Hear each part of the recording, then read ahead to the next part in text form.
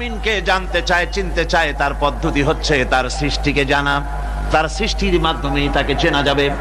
আল্লাহ পাক বলেন, আল্লাযীনা ইয়াযকুরুনাল্লাহা কিয়ামান ওয়া কুউদান ওয়া আলা জুনুবিহিম ওয়া ইয়াতাফাক্কারুনা ফি খালকিস সামাওয়াতি ওয়াল আরদ রব্বানা মা খালাকত هذا باطلا سبحانك فقنا عذاب النار الذين يذكرون الله قياما وقعودا وعلى جنوبهم যারা দাঁড়িয়ে বসে শুয়ে এক কথায় সর্বাবস্থায় যারা আল্লাহ পাককে স্মরণ করে, তারা আকাশ এবং জমিন সৃষ্টির ব্যাপারে চিন্তা ভাবনা করে, রাত এবং দিনের পরিবর্তনের চিন্তা করে, তার সৃষ্টি নৈপুণ্যতা নিয়ে যারা গবেষণা করে।